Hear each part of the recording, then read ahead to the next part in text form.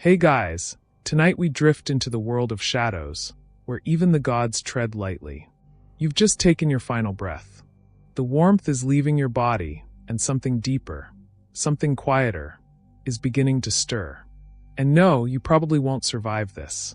So, before you get comfortable, take a moment to like the video and subscribe, but only if you genuinely enjoy what I do here. And hey, comment with your location and local time.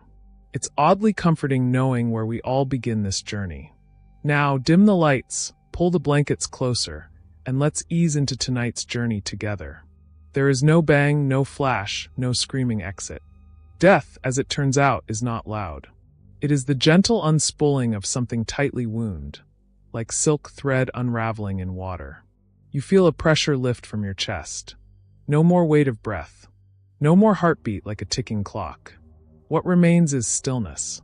And then a cold sensation, not against your skin, but inside your memory, as if something once familiar is slowly backing away. You float. Not upward. Not downward. Just away. Time doesn't pass. It pauses, holds its breath with you. You don't remember your name, but you remember the feeling of sandals on hot stone, of voices drifting in a courtyard of figs. Was it summer? You think it was summer when you died. There is a dim awareness of your body, distant like a garment shed and forgotten. Around you, the air is texture. Thick, damp. A twilight mist you didn't notice forming now clings to your shoulders. Familiar like an old friend who has always been waiting just out of sight. And then sound. Distant echoing. A hollow bell? No. A paddle. In water. Slow, deliberate, ancient. You turn, though there's no real turning here, and you see that you are not alone. The space around you is filling with silhouettes. People, or rather souls. Faint outlines, some clear, some already fading. Some whisper. Some weep. Others just drift. One clutches a broken lyre. Another wears the shadow of a wreath on their head, red poppies woven into the ghost of their hair. They are all like you, newly dead. You try to speak, but words dissolve into the fog, forgotten before they reach your mouth. You no longer have lungs, after all. No voice. Only presence. From the haze, a path seems to form. Not marked, not lit, but felt. You begin to follow it. The ground, if it can be called that, feels soft, yielding. Like ash or the memory of soil. Everything is memory now. Ahead, the mist thickens. You can't see more than a few steps ahead. But each step brings more awareness. Not clarity, not yet, but symbol. Things aren't what they are. They're what they mean. You see a coin gleam in the mist. Just one. Small. Round. Ancient. You bend to pick it up, and feel the chill of metal sink into your palm. No pockets. No belongings. And yet, you are holding it. The obol. The coin for passage. Somewhere in your former life, someone must have placed it beneath your tongue, or on your eyes, or in your hand. Or maybe they didn't. Maybe it's just wishful myth, and the gods are lenient tonight. Thought balloon funeral customs in ancient Greece varied wildly. You might have been buried, cremated, or left exposed on a hillside, depending on your polis and the piety of your family. Some painted coins with olive oil. Others used no coin at all, hoping that prayers or sacrifice might suffice for the ferryman. But it seems you were remembered. Even a little. The mist begins to part. Before you, a vast black ribbon winds across the horizon. It is not a river in the ordinary sense. Its waters do not reflect light. They consume it. This is Acheron, the river of woe. Not the Styx. Not yet. Acheron is where most souls begin their descent. The Greeks believed it was the river the newly dead crossed first. Though scholars today debate whether Acheron was a real-world river retrofitted into myth, or a metaphor for the overwhelming grief of death. Either way, it's in front of you now, vast, black, and breathing like a sleeping beast. The ferry is already there. A thin, flat vessel carved from dark wood that should not float, but does.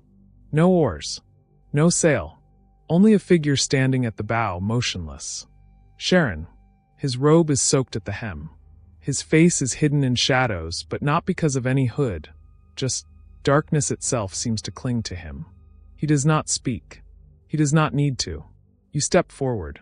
The other souls hesitate, but something in your hand, the coin, pulls you on. He raises one arm. His hand is long, skeletal, half dead. You offer the coin. He takes it. His boat makes no sound as you board. No creak, no splash. Just stillness. And then motion. The ferry glides, impossibly smooth, across the dark mirror. Above you there is no sky. Only a ceiling of mist, shifting like the underbelly of clouds. You sit. Or hover. There is no difference now. Across the water, things begin to appear. Shapes. Statues submerged up to their necks. A broken temple. A harp with one remaining string, still vibrating. There is a body floating, no, a soul, still tethered to grief. It doesn't see you. Some spirits, they say, can't cross at all. They linger at the river's edge, nameless, weightless, unburied. The Greeks were terrified of dying unburied. So much so that they placed coins under tongues and held annual festivals to appease the dead. Without proper rites, it was believed you'd be denied passage forever. You pass one of these souls. Its eyes are wide, endlessly searching. You almost reach out. Almost. But Sharon says nothing, and the boat moves on. Skull side note. There's a curious Orphic fragment that says the dead, when arriving at Acheron, must refuse the water of Lethe and ask for the spring of Mnemosyne, memory, instead. But most forget. Most drink. Most fade. You realize now, the underworld doesn't take your identity. It waits for you to offer it up. And most do.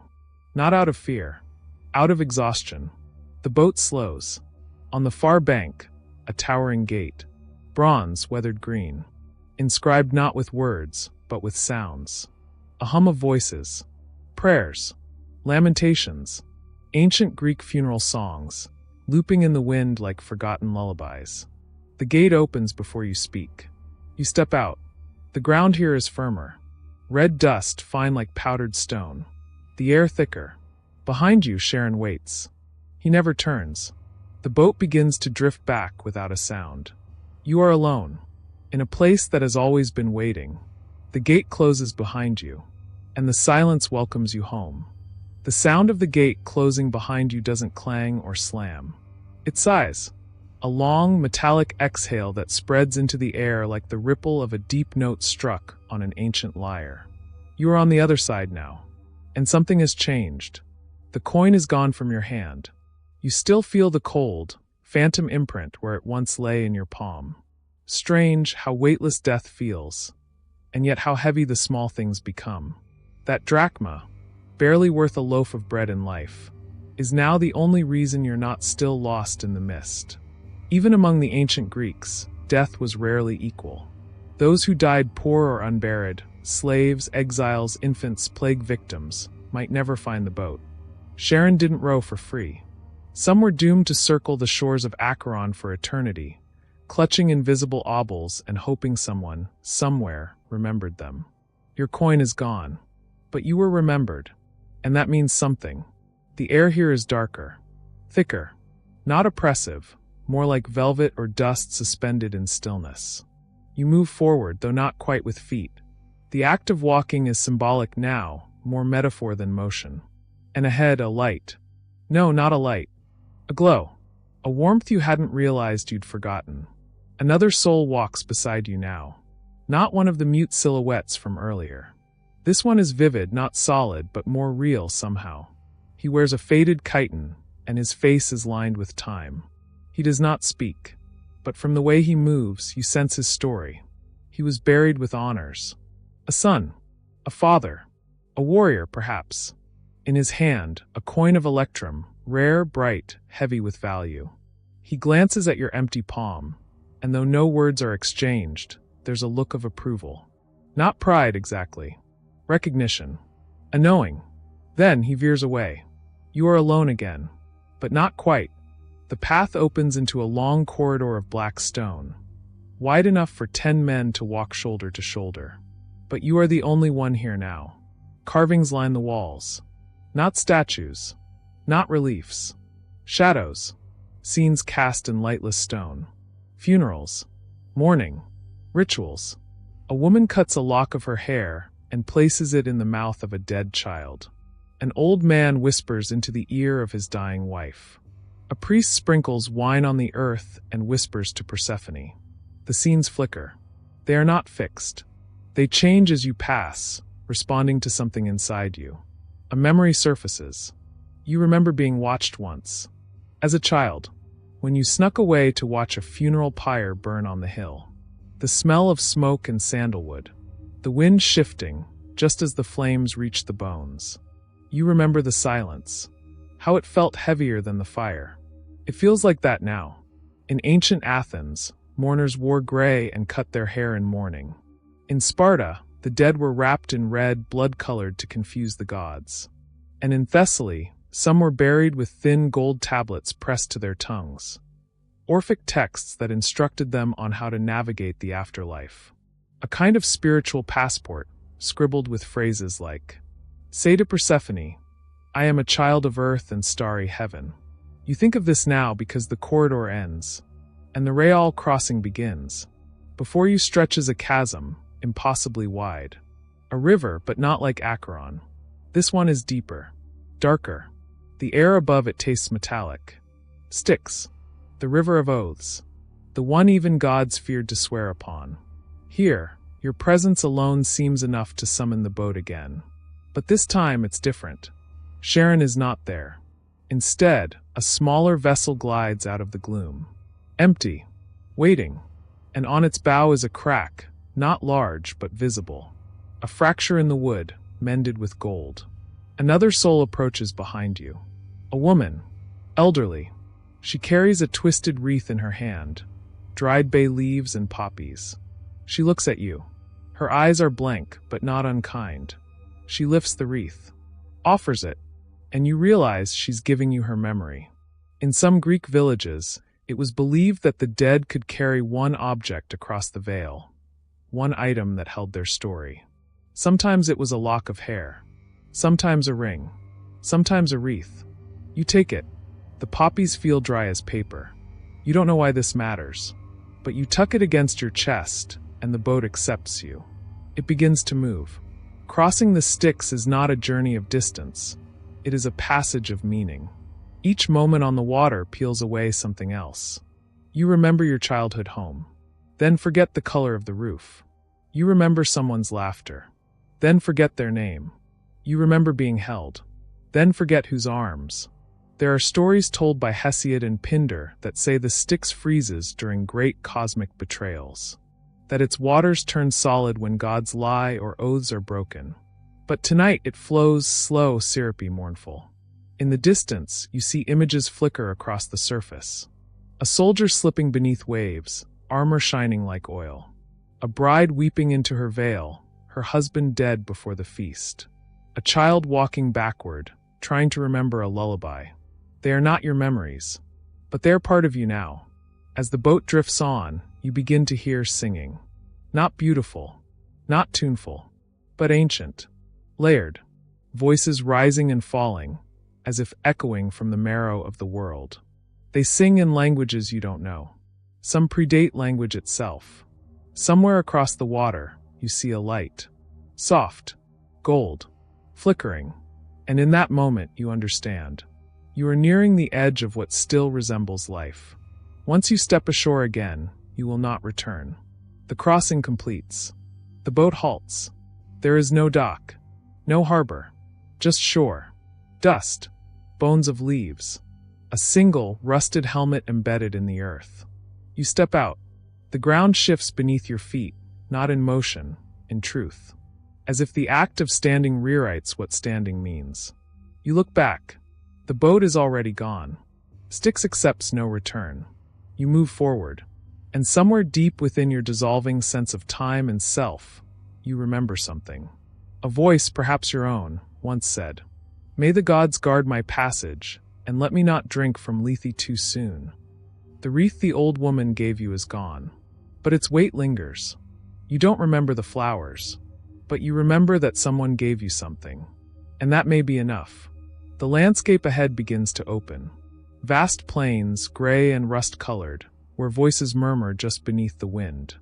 You are no longer the person you were, but you are not yet what you will become. And the underworld is only just beginning. You walk, not because you know where to go, but because there is nowhere else to remain still. The Styx is behind you now, gone, like a breath you forgot to hold. And in its absence, the terrain spreads outward in all directions. A field that stretches endlessly beneath a ceiling of ashen sky. No sun, no moon, just a soft, sourceless light that hovers like a memory of day. The ground is barren but not empty. A cracked, pale crust covers the soil, something between salt, bone dust, and the ash of burnt offerings. It crumbles beneath your feet, though you make no sound. And here, in the silence, you notice something new. The absence of your name. You try to summon it, the syllables of your own identity. The name your mother called you. The name that echoed in temples or markets or through whispered prayers. But it doesn't come. Instead, there is only a gap. A missing word. A blank where your life used to live. You are entering what the Orphics once called the plane of the indifferent. Others simply called it asphodel, the nameless field. It is not punishment, but it is not paradise. This is where the ordinary dead wander. Not evil, not heroic, just forgotten. Not by others, by themselves. The asphodel grows everywhere here, thin, pale flowers with waxy petals and yellow centers. They sway without wind. Their roots drink memory, and their scent, dry, chalky, faintly sweet, follows you like a ghost you cannot name. Ancient poets once argued over what asphodelos truly meant. Was it a real flower? A kind of narcissus? A symbol? No one agrees. But in this field, it's clear. The asphodel is not for beauty. It is for anonymity. You are not alone. Far ahead, or is it beside you? Souls drift through the asphodel. Not walking, not running, not resting, just drifting. Their forms shimmer. Some are transparent, others faded. You see one curled on the ground, tracing spirals in the dust. Another whispers into cupped hands, repeating a phrase with no vowels. One leans against nothing, muttering, "Did I have a brother? A sister?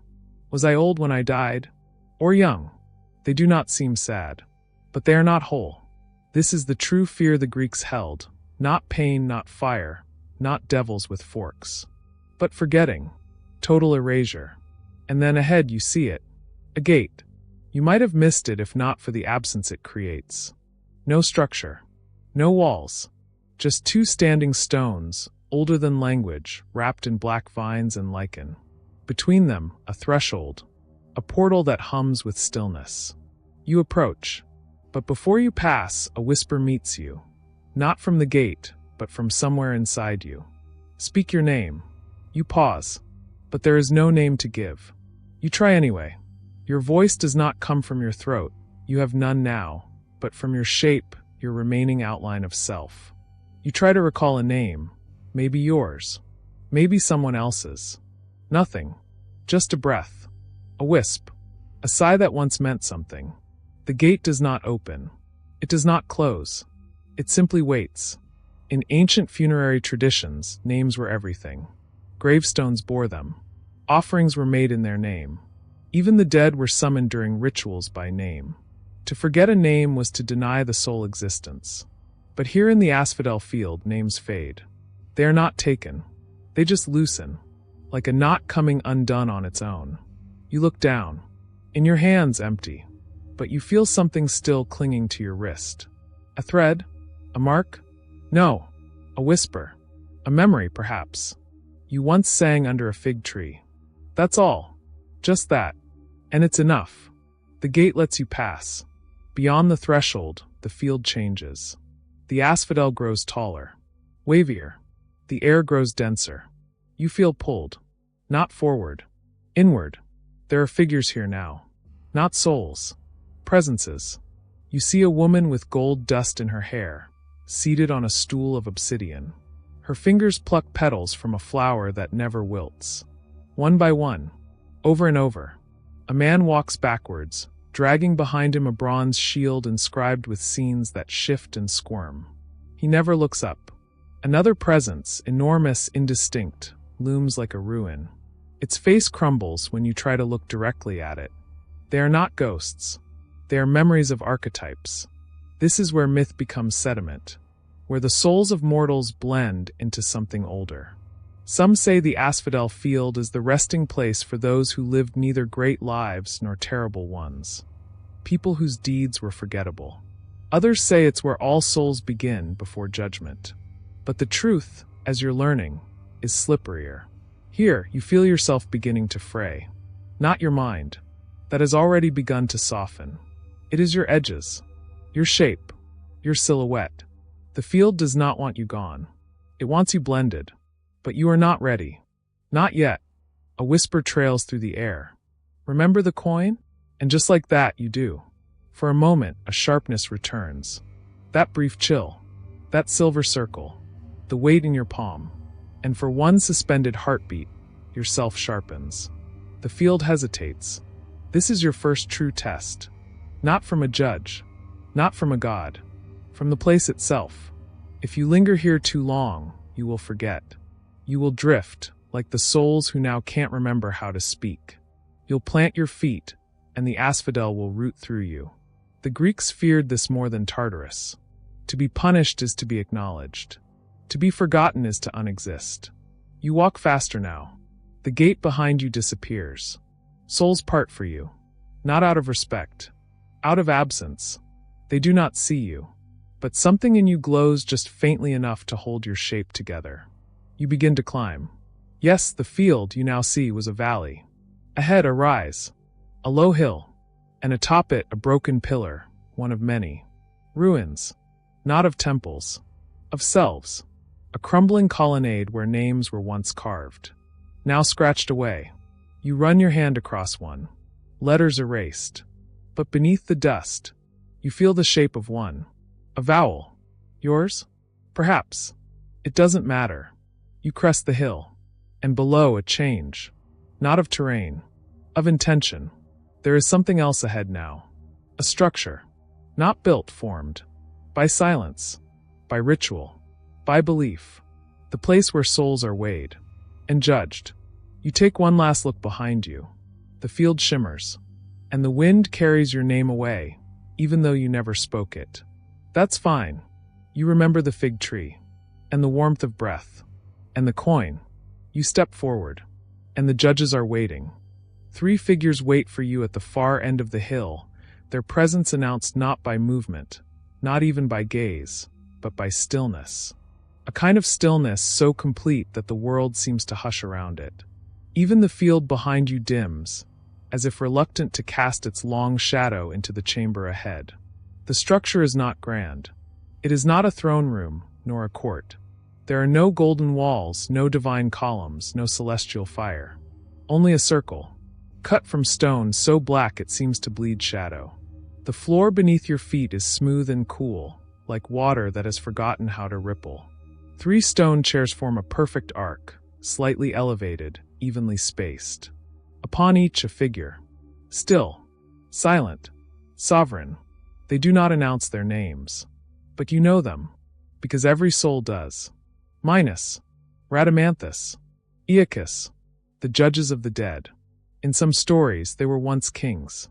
In others, sons of Zeus.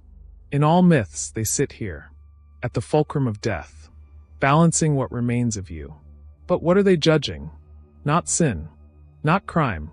Those are for other gods. These 3 weigh something else. They judge memory, balance, truth. Minos, the central judge, often the final arbiter, is cloaked in something dark and rippling, like folds of night stitched together with thread from spider webs.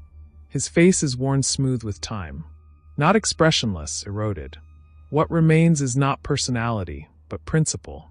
Rhadamanthus, to his left, is stern upright.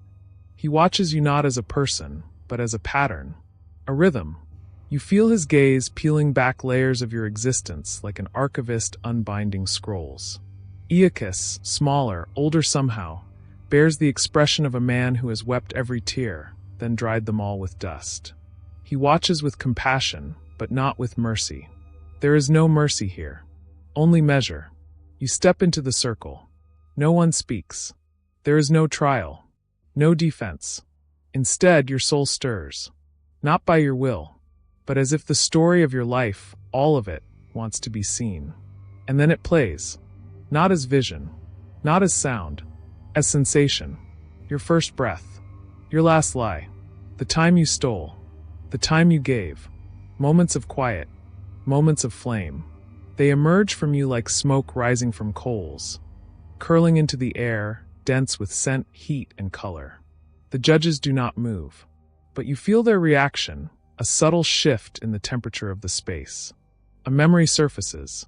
That time you chose silence over cruelty. That moment when you left bread at a stranger's door and walked away before they could see. And then another. The bitterness you carried like a blade. The nights you cursed the stars and meant it. You feel all of it at once. Not as shame. Not as pride. But as truth. And in that truth, an understanding blossoms. They are not judging to reward. They are not judging to punish. They are listening for harmony. The ancient Greeks believed that the soul was a kind of music, that each life played its own melody, and in death, the judges listened for dissonance. If your life rang clear, even if sorrowful, you might be guided to Elysium. If it was harsh, bitter, discordant, perhaps the asphodel field would reclaim you. But if it was broken, cracked beyond tuning, you might be sent elsewhere. To the pit. To Tartarus. You feel their verdict drawing near. Not a sentence, but a direction. Thought Balloon's scholarly debate moment. Some historians argue that the three judges were later additions to Greek cosmology, a way of moralizing the afterlife, likely borrowed from Orphic or Pythagorean traditions.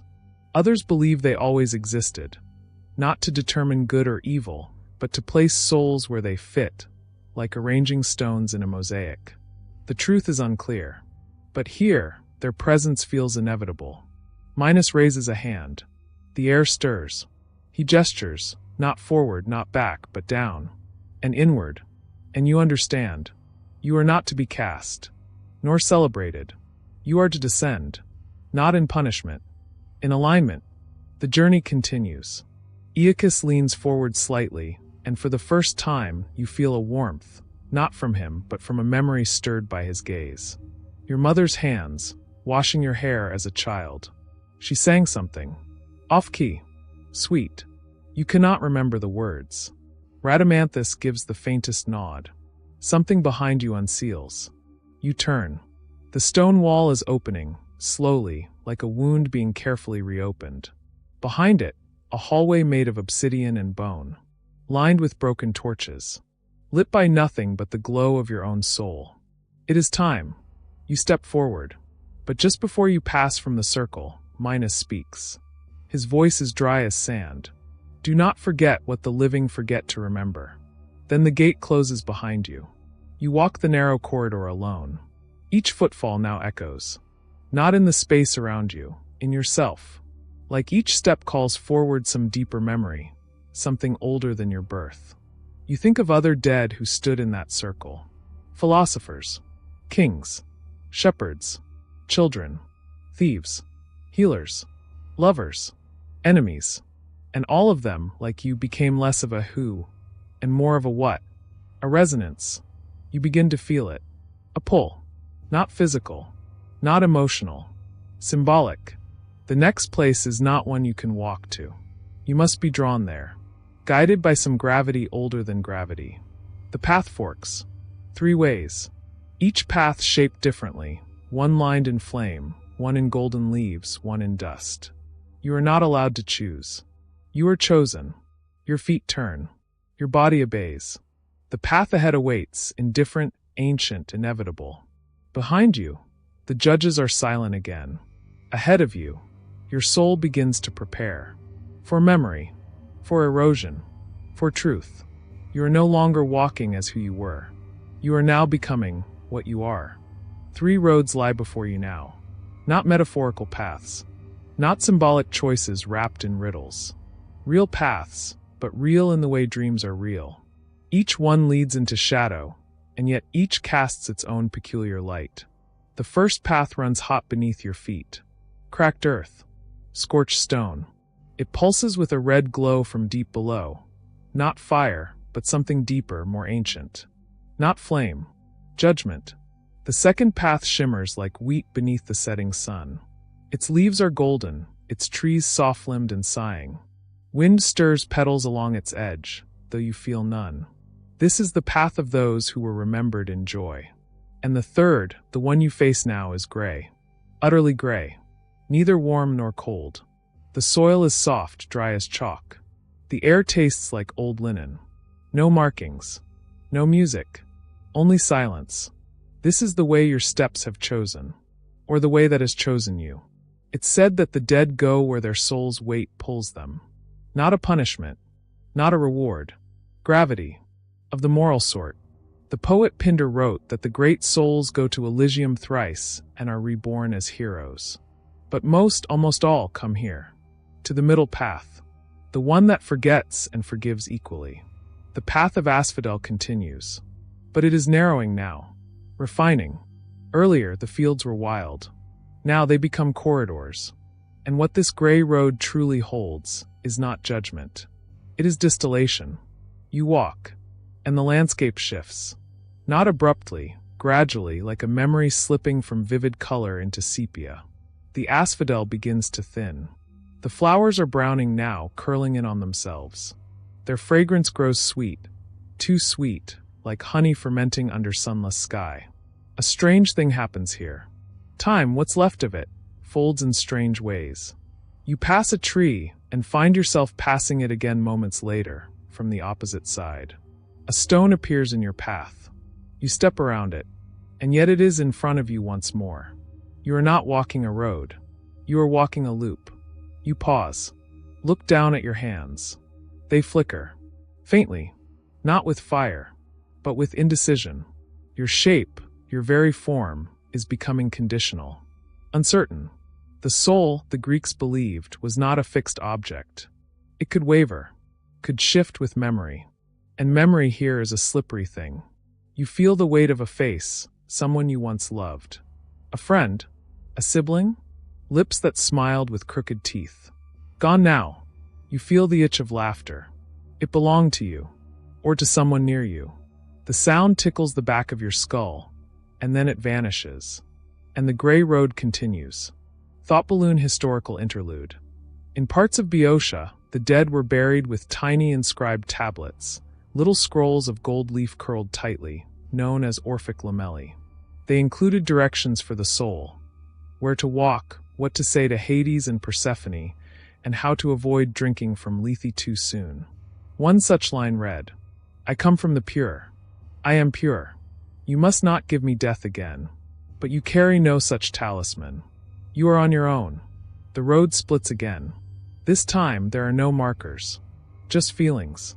To your left, the path narrows into thorny brush. It pulls like a question unanswered. Regret. To your right, a small footpath curls into a grove where the leaves are made of parchment. They flutter, rustling faintly, the sound of stories that no one finished. Longing. But the center path remains. And now you understand. This is not about where you go. It is about what you will carry. Regret. Longing. Or nothing. The path straight ahead demands forgetting. Not the forgetfulness of laziness. Not the forgetting of trauma or pain. But the gentle, inevitable shedding that all souls must face. You step forward. As you walk, the air changes. It thickens like mist warming into milk. You see other souls here. They are not drifting now. They are seated, cross-legged on stone benches, or curled on bare earth, waiting. Some hum to themselves. Others murmur names you don't recognize. One, a boy no older than 10, whispers, "I remember my dog. He was brown." Another, an old woman, "I had a ring. It was gold. I think it had a name on it." You stop. You feel your own memory rising, unbidden. A wooden cup, carved by someone's hands. The way it smelled of cedar, the way it warmed your lips when filled with wine. A festival, a candle, a child dancing. It's slipping. You try to grasp it. You fail. And then, just ahead, a shallow pool appears. Still, circular, no wider than a well. At its center, a stone slab. Flat, weathered, empty, but beside it, an inscription. 3 lines carved deep. Here forget what was. Here remain what is. Here prepare what may be. This is not Lethe. Not yet, but it is its herald. A place to kneel. To offer what remains of your selfhood. You move toward the stone. Kneel. Touch its surface. Cold. And then, you feel a pull from behind. Not hands. Not voices. Expectations. Something is watching. Not a being. Not a creature. But the place itself. The underworld is aware of you. It has been since the moment you arrived. And now it is asking, what do you still remember? You speak. Not in words, but in fragments. A fig tree. Warm sand. The way you always woke up just before dawn. That's all. And the place accepts it. The pool glows faintly. Just for a moment. You rise. And the path opens again. No forks now. Just one way. In myth, the soul is sorted at the fork. But what they forget to mention is, the fork is inside you. And you have just passed through it. You are no longer walking as a person. You are walking as a memory that still wants to exist. The path turns. The light dims. Ahead a sound. Not music. Not footsteps. But wind. Slow. Heavy. Like breath exhaled by the bones of the earth. You walk into it. And behind you, the fork disappears. Because choices in the underworld aren't made. They're remembered. The gray path widens again. But this time there is no road. Only the field. The field. Asphodel, the flower of the dead, stretches as far as the eye can see. Pale stems. White petals tinged with brown. Each one leans ever so slightly, as if bowing under a weight it doesn't remember. They move, not like living things, but like things that once lived and forgot how. Swaying in rhythms slow as memory. Waves across a sea of ash. And through the still haze, they part to let you through. Not violently. Gently. Like something that recognizes you, not as a guest, but as something returning. You are not alone. There are others here. Thousands. Millions. More than numbers can hold. Each soul drifting like a reed in shallow water, brushing shoulders without recognition. These are not the punished, nor the blessed. They are the remembered briefly, the died without distinction, the ordinary dead. Here lie the builders of roads, the mothers of 3, the cousins lost in war. Here wander the shepherd boys, the potters, the midwives, the tax collectors, the poets who never finished their poems. No statues were raised for them. No bards sang their names. They are the soul stuff of the human race. And they are you. You reach out. A figure passes beside you, blurred at the edges, like a breath on a mirror. A man? A woman? Old? Young? The face flickers. You call out. Your voice sounds small, like something spoken under a blanket. Not even the nearby petals rustle in answer. But the figure turns. Eyes meet yours. Empty. Not hollow. Quiet. They nod, not in greeting, but in understanding. Then drift away. Thought balloon cultural note. In Homeric literature, the field of asphodel is where the average souls reside. Not damned, not celebrated. These souls remember faintly who they were, but no longer cling to it. There is no torment. No joy. Only stillness. To the Greeks, this was not hell. It was the truth of death. Not cruel. Just honest. You walk further in. The asphodel brushes your skin, though your skin now feels like an idea, not a boundary. A child skips past you, chasing nothing. A soldier with no face stands motionless, sword still strapped to his side. 2 figures sit in the dirt, arguing over something long forgotten. Their words fall apart before reaching your ears. They are echoes, not of people, of selves. You wonder, do you look like this too? And for a moment you feel it. The edges of your body fuzz. Your thoughts echo back at you. And your memories. They are soft now, like paper left in the rain. Somewhere deeper in the field, music begins. But not from an instrument. It is the wind catching on petals. A chorus without voices.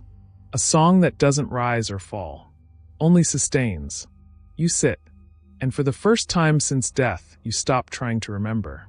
Not because you want to forget, but because forgetting feels peaceful, and that peace tastes dangerous, like warm milk before sleep. You look around. A woman combs her hair with fingers too thin to be called flesh. A man gently drags his hand through the petals, as if hoping to feel grass.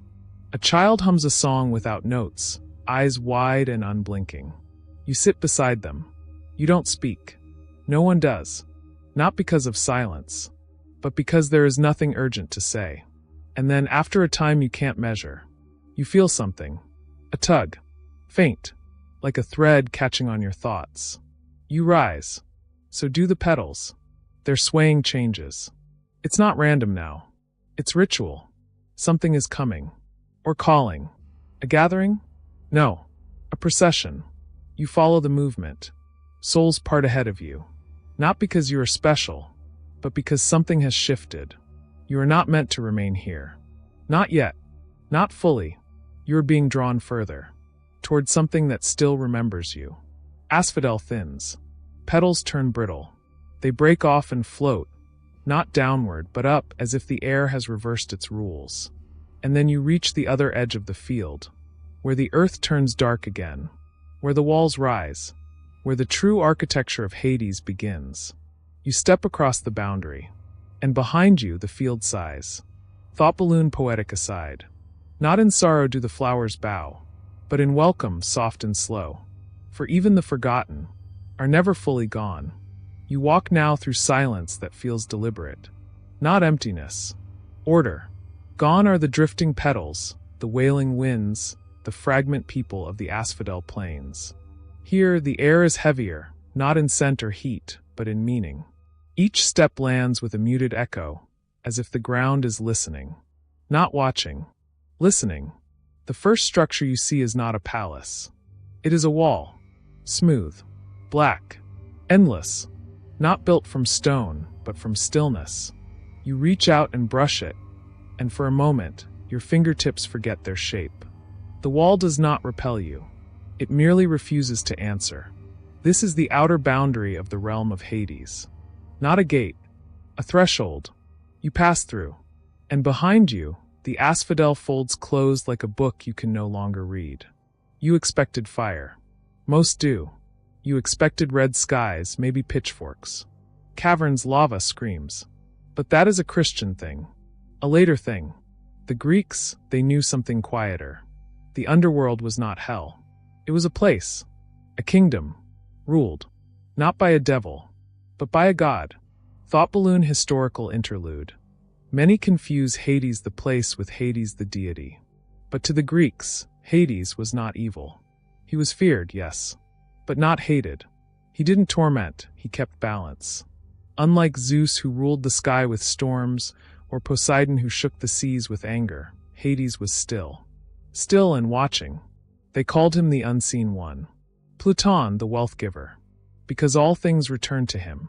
And from the earth's depths come riches, crops, and eventually bones. And now you walk his streets. Yes, streets. The underworld is not just terrain. It is city. Not like Athens, with bustling crowds and olive markets. This is a city of thresholds, archways, and colonnades carved into the stone of time. Structures that don't cast shadows, they absorb them. You wander through corridors of silence. Hallways where judges once sat. Chambers where souls are measured. Gardens of rock, tended by invisible hands. Every corner holds a statue without a face. Every door leads deeper in. You pass souls who kneel without kneeling, who weep without tears. They are not being punished. They are simply remembering. Here, the dead are not screamed at. They are held. Held in place. Held in truth. Held in the custody of memory. Thought balloon ritual detail. In some regions, Greeks buried their dead with golden lamellae, thin foil tablets placed on the tongue or near the heart, etched with instructions for navigating Hades. One such line reads, "I am a child of earth and starry heaven, but my race is of heaven alone." A reminder of identity, of origin, of return. And now you see them. Not the punished, not the judges, but the attendants, silent beings that drift between the structures.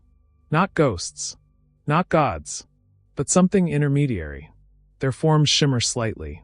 They do not speak. They only observe. They do not guide you. They do not need to, because you are not lost. You are expected. Up ahead, a great plaza opens. But it is not bustling. It is ritual. In its center stands a throne, carved from a single stone the color of candle ash. Thick, solid, empty. You approach, and for the first time you feel eyes. Not hostile, not warm, weighty. The throne watches you, but it does not rise. It does not speak, because it is not the throne that rules here. It is what sits behind it, a movement in the air. No sound, just stillness shifting. And then a figure. He does not announce himself. He does not appear in a blaze. He simply is. Suddenly, calmly, standing beside the throne, as though he has always been there. Hades. He does not look like a villain. There is no crown of fire, no dripping blade. He is robed in black, yes, but not the theatrical kind. His garment is like a shadow woven from smoke. His face is pale, not from sickness, but from detachment, as though he exists in a reality a few degrees left of yours. His eyes are like locked doors that know your name. He says nothing, and yet, your thoughts rearrange themselves in his presence. You do not fall to your knees. You do not run. You stand, because he is not here to punish you. He is here to receive you, like a librarian receiving a returned book, like the earth reclaiming a fallen leaf. And behind him, the city holds its breath. Thought Balloon scholars note, there is an ongoing debate among historians and classicists. Did the Greeks truly fear Hades? Or did they fear being forgotten? Some argue that Hades represented not cruelty, but permanence. To enter his realm was to exit the change of life. No growth, no decay, just memory fossilized. And what could be more terrifying than eternity without agency? Hades steps forward. You feel it, not heat, not cold, but truth. The way a name feels in your mouth after not saying it for years. He raises a hand, not as a threat, as a seal. Something final, but not cruel. A confirmation. You are now part of the underworld. And just like that, he turns. Not away. Inward. Back into the folds of the unseen city.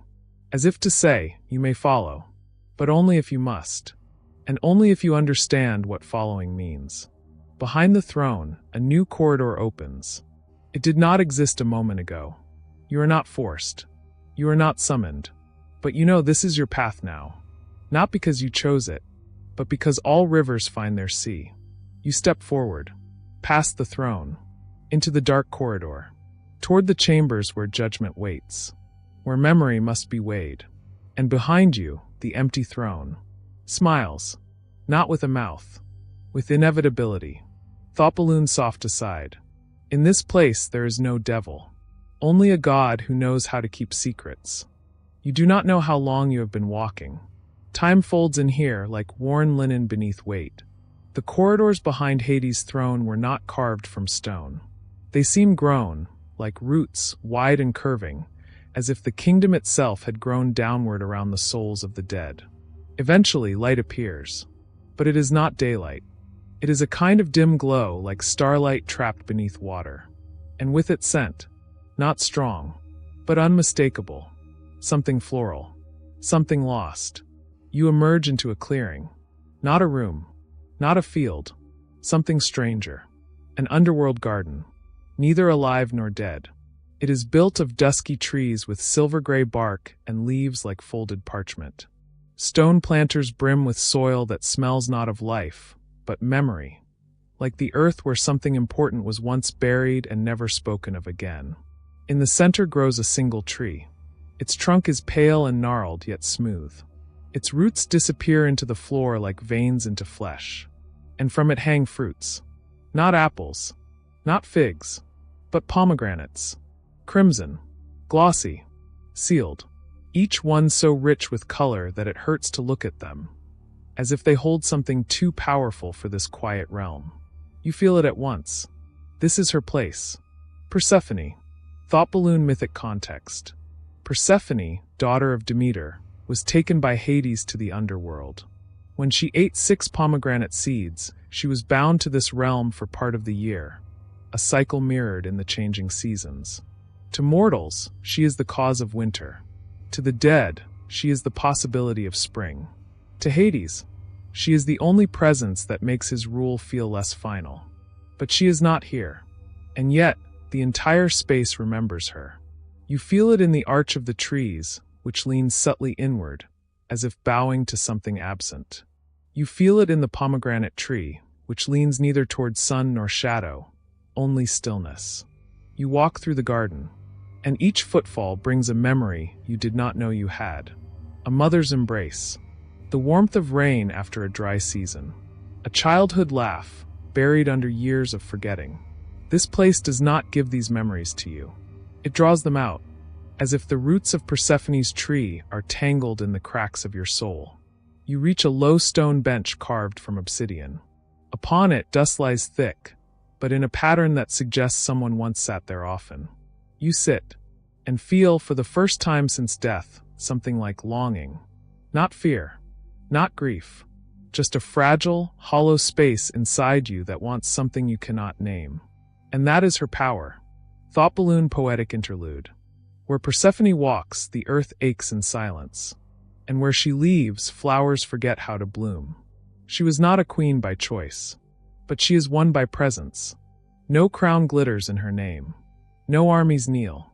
But in the underworld, every silence leans toward her. It is said she walks this garden in the first nights of autumn, when the air above begins to cool. She does not speak to the dead, she listens to them.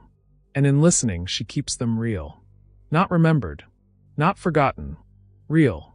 You run your hand along the tree's trunk. The bark is cold, but soft, like the wrist of someone long asleep. You do not pluck a fruit. Even now, something deep within you warns against it. The pomegranate is not food. It is promise. And promises are dangerous in Hades' kingdom. Thought Balloon Theological Aside. Many ancient mystery cults saw Persephone not as a victim, but as an initiator, the gatekeeper to deeper understanding of life and death. To eat the seed was not just to die. It was to know, to remember the rhythm beneath all endings. From far away, somewhere deeper in the city, you hear a sound. A whisper. Not a voice. Not words. A presence moving. A rustle. A stir of wind where there should be none. You look around. No footsteps. No form. But the air changes. And you know, she passed through. Or perhaps around you. Perhaps she never left. You rise. And in that moment, you feel your own body in a new way. Not as flesh, but as shape, as story. The garden does not bind you, but it marks you. Like the fruit on the tree, you are now sealed. You carry the scent of Persephone's presence into the next chamber.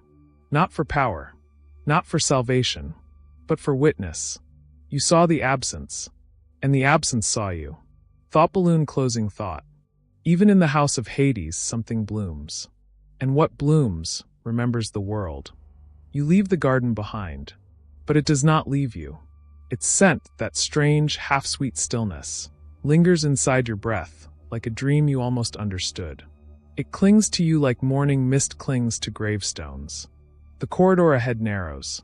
Its walls weep with condensation, as if the stone itself had memories it couldn't contain. Drips echo in the distance, their rhythm like a broken heartbeat. And then the path ends. There is no grand gateway. No carved arch, only a sheer cliff, and below it a river. Broad, silent, endless. A ribbon of dark water winds through a chasm, so deep you cannot see the bottom. Its surface does not ripple. It absorbs. You step to the edge and feel its pull. Not gravitational, emotional. A sorrow that makes no sound. You've reached the river Acheron, the river of woe. Thought Balloon Historical Context. The ancient Greeks believed the underworld contained 5 rivers. Acheron was sometimes mistaken as the river Styx, but many Orphic texts describe it as distinct, a place where souls release the pain of earthly life before moving on. You sit at the edge of the drop. There is no ferry here, no Charon with outstretched hand, only this depthless water, its blackness glittering faintly with what might be stars or might be tears. You hear them before you see them. Voices. Soft. Wavering. Drenched in the sound of if only. They don't cry out. They murmur. I should have. I never told him. She was right. I wasn't brave. I wasn't kind. I didn't mean to. I didn't mean to. I didn't mean. You lean forward. And your reflection isn't yours anymore. It's someone you once hurt. Their face is a blur, like water stained with ink, but their feeling is clear. Regret. Not rage. Not accusation. Just disappointment. And the hollow ache of something that could have been different. And then the water shifts again. Now it's you. But not you. Not the body you left behind. A younger version. A moment of failure. A sharp word. A silence that lasted too long. A look you wish you had softened. You look away, but the river is everywhere. Below you. Beside you. Inside you. Thought balloon quirky fact. Some burial traditions in Epirus involved whispering apologies into the ear of the dead before burial, hoping they would carry those messages across Acheron to the other side. You begin to understand. This river isn't punishment. It's cleansing, but not the kind that absolves. The kind that reminds, that shows the soul what it carries, that offers the chance, not to undo, but to witness, to honor the weight before it can be laid down. The path bends along the cliff's edge. As you walk beside the water, shadows ripple below like drowned pages in a forgotten book. And you see others. Not many. Spirits, bent and translucent, kneeling beside the banks. Some place their hands in the water, trembling, reverent. Others murmur names. Some sing. Softly, tunelessly, like rocking a ghost to sleep. One soul kneels before a stone. Their forehead rests on it as if in prayer. And carved into the rock is a single word. Forgive. Thought balloon philosophical aside. Ancient philosophers like Plato believed sorrow was not an obstacle but a gate. In Phaedo, he writes that only those who contemplate their sadness in life may find peace in death. You kneel too. You don't mean to. But your body, or whatever's left of it, folds slowly. And you place your hand in the water. It is cold. Not painfully so, but cold like unopened letters, like final conversations never had. And as it touches your palm, you hear a sound. Your own voice. But from the past. A cruel word. A mischance. A truth avoided. Another. And another. You close your eyes. Not to escape, but to listen. Each one is a drop. Each drop becomes part of the river. You're not drowning in it. You're becoming it. And slowly, something inside you loosens, like a knotted ribbon untied by quiet hands. You breathe. Or something like it. Thought balloon mythic interlude. The Acheron was sometimes described as the river through which Orpheus walked when he sought Eurydice. His music softened the pain of those trapped there, turning sorrow into silence. You don't know how long you sit. When you rise, the sorrow is still with you. But it's not choking anymore. It hums. Like a low hymn sung by 1,000 unseen voices. You realize you've changed. No, not changed. Revealed. What was hidden has been touched by water. And the soul is always lighter when it has been witnessed. You walk on. The river follows beside you for a while, then disappears behind a curve in the stone. But you hear its echo. Not in your ears. In your bones. It is not your sins that are measured here. It is your shape, cast in light, formed by shadow. The river fades behind you, but the echo of it, that strange, slow sorrow, remains in your steps, as if your soul now walks with a limp you can't see. The path grows narrow again, carved directly into the rock, like a vein sliced open inside the earth. Your breath sounds different here, not louder, but hollower, as though even the air is unsure whether to move forward or back. You pass under an arch made of bone-white stone, etched with symbols you recognize but cannot name. And then you are no longer walking. You are arriving, not at a destination, but at a reckoning. Before you stretches a vast hall, circular and domed like an overturned bowl. The ceiling vanishes into darkness, too high or too sacred to be seen. Torches line the walls, but they do not flicker. They burn in stillness, casting no smoke and no scent. At the center of the hall stands a platform of obsidian, smooth as water, black as the inside of a closed eye. And upon it a scale. Not gold, not silver, just stone and silence. There is no one here to weigh you, not yet. And still you wait. Thought balloon historical fact. In Orphic and later Pythagorean belief systems, the soul was judged not by mortal standards, but by the weight of its choices and the clarity of its self-knowledge. This was not heaven or hell, but the soul's return to its natural state, either rising, repeating, or dissolving. You hear footsteps. 3 of them. Not walking, appearing. Judges. They do not speak. They do not introduce themselves. But you know their names anyway. Minos, once a king, now a law beyond kings. Rhadamanthus, his brother, whose justice was said to be as exact as geometry. And Aeacus, oldest, quietest, the one who sees not what you did, but why you did it. Their faces do not change. Their expressions do not scold. They are not angry. They are not kind. They are mirrors that do not reflect your face, only your shape. You step forward onto the obsidian. It is not slippery, but it remembers weight. You feel every choice you've ever made. Not like a timeline, but like stones sewn into your body. A kindness here, a cowardice there, a laugh that healed, a silence that shattered, a secret you buried so deep you forgot it was even yours. The judges do not ask questions. Instead, they observe. And as they do, the scale responds. Not with metal, not with numbers, but with light. One side of the scale begins to glow. A pale, pearled shimmer, soft, full of motion. It pulses with a quiet music you feel rather than hear. These are the moments where you were more than yourself, when your presence gave others breath.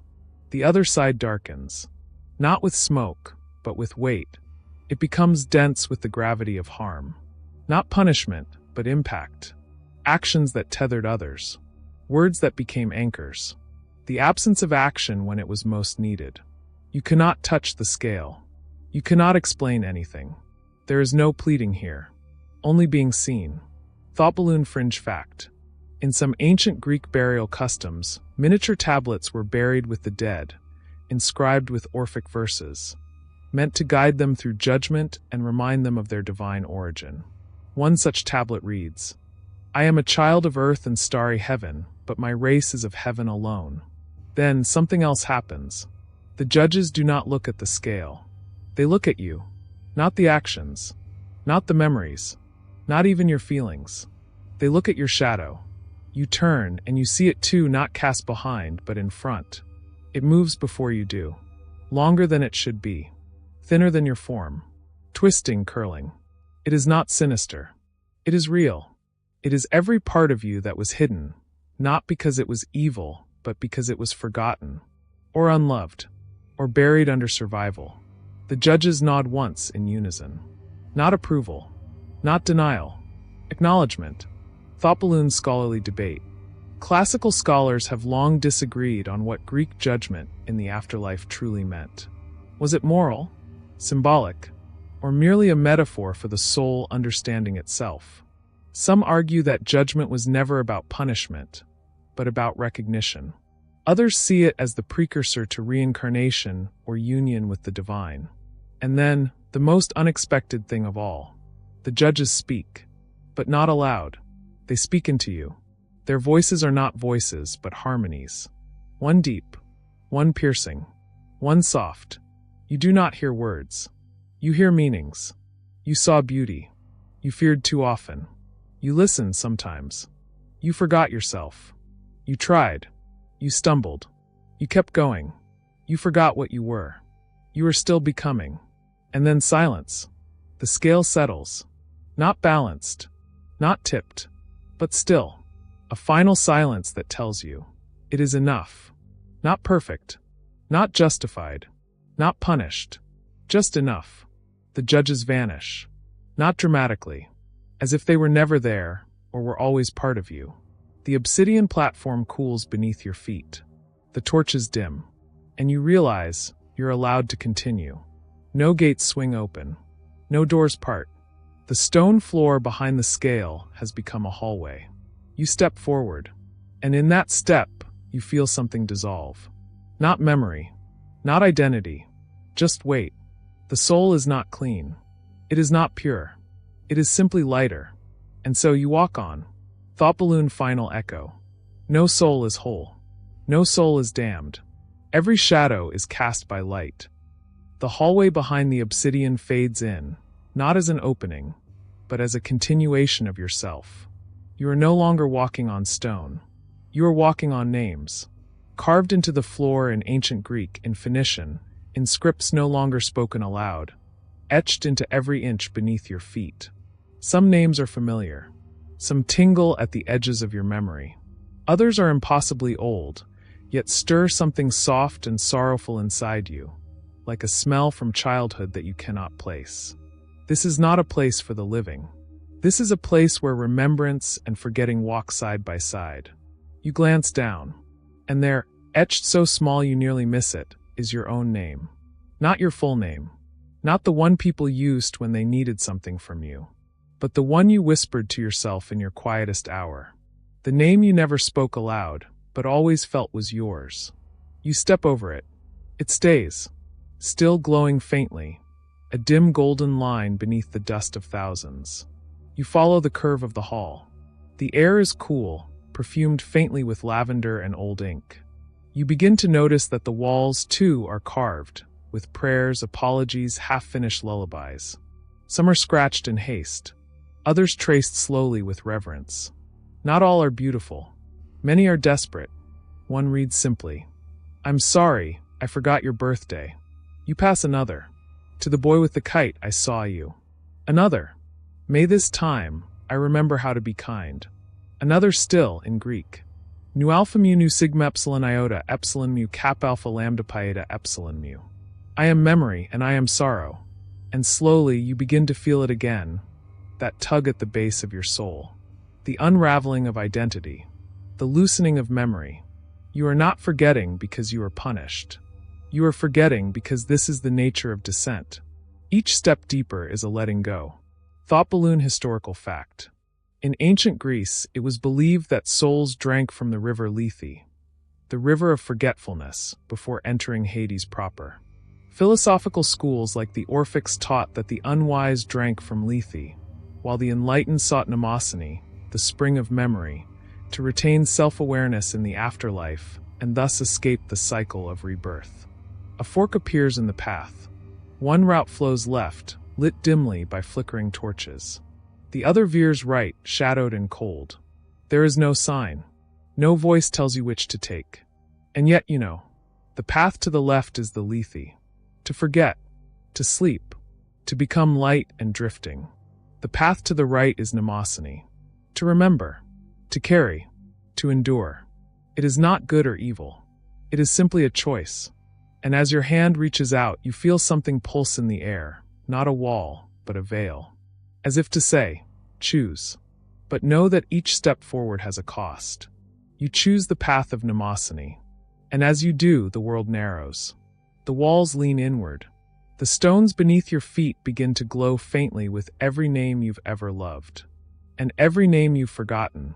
Thought balloon fringe fact. Some Orphic burial tablets explicitly instructed the soul to avoid Lethe and drink only from the pool of mnemosyne. These instructions were seen as sacred knowledge, meant to awaken the divine spark within, so that the soul might break free from the cycle of rebirth and return to the realm of the gods.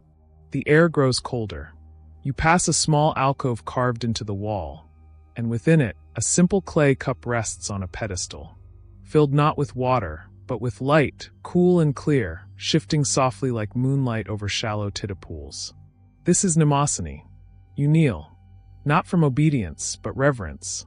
The moment you lift the cup, something inside you flickers. An image, a voice, a hand once held. You drink. It does not taste like water. It tastes like recognition. Of a child who once looked up to you. Of a day you failed someone you loved. Of a night you kept someone breathing with just your words. Of the face of a parent, stern and weary but proud. Of the truth you've buried, and the lie you clung to. And most of all, the soul you used to be, not as others saw you, but as you truly were. The cup empties, but you are full, not with pride, not with joy, but with depth. You remember who you are, and you carry it now, all of it, into the next descent. Thought Balloon's scholarly debate. Many scholars have debated whether the rivers of Lethe and Mnemosyne were literal or metaphorical, whether they represent actual places within Greek cosmology or symbolic functions of the afterlife.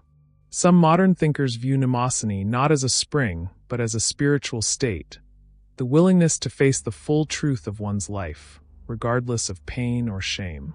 You stand, and now the names on the walls begin to change.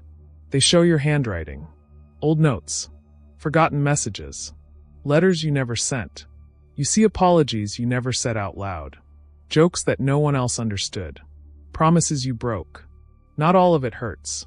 Some of it heals. Some of it makes you laugh.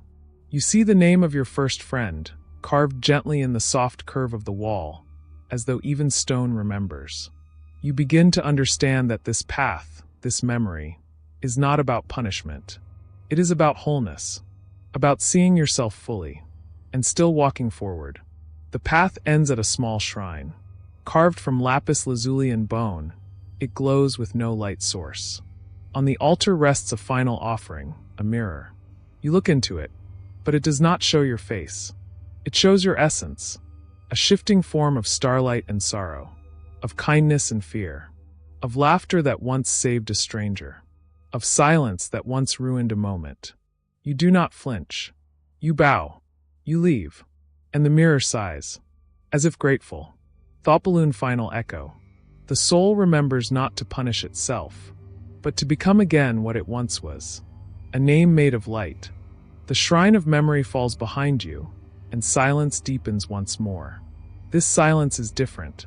It is not the hush of reverence or the stillness of awe. It is a pause in the fabric of the underworld itself, as if the place is holding its breath, waiting to see what you will choose. Ahead, the path divides. 3 ways. One is narrow and strewn with bones, twisting upward through a choking fog. One is wide and clean, paved with moon-colored stone, but it fades into a blank, horizonless white. And the last is barely a trail at all, carved into the side of a cliff, over a dark abyss that pulses like a forgotten heartbeat. You stand at the center. There is no sign, no voice, no instruction. And then you feel her. She does not arrive. She was always here. Behind you, ahead of you, within you. A flicker of torchlight in the fog. A scent of myrrh and wolf fur. The glint of brass rings and knife tips in the dark. Hecate, goddess of thresholds. Keeper of keys. She who governs the crossroads, the choices, the between. You turn slowly and see her. 3 forms standing as one. One faces the road behind you, her eyes veiled in mourning cloth. One faces the road ahead, her hand gripping a rusted key and a serpent coiled around her wrist. And the third faces you directly, her face neither young nor old, beautiful nor terrible, but true. She holds 2 torches, one in each hand. They burn without smoke, and they do not illuminate the road. They illuminate you. Thought Balloon historical fact.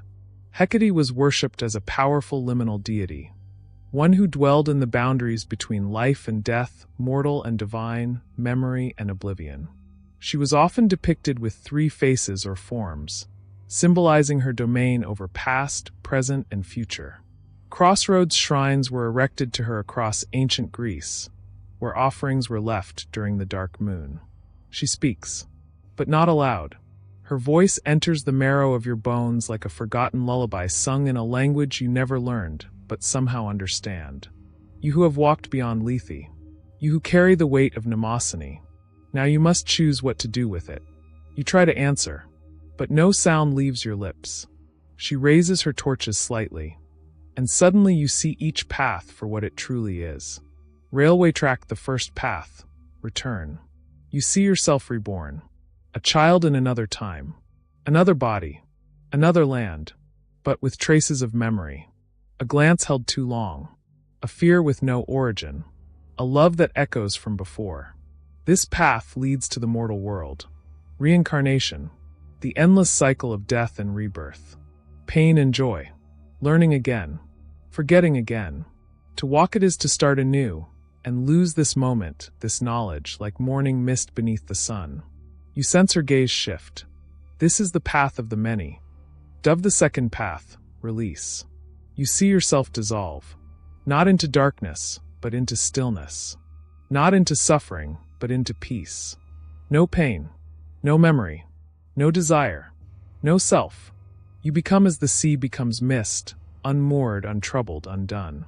This is the path of finality, of surrender. Oblivion not as punishment, but as mercy. This is the path of the weary, she says.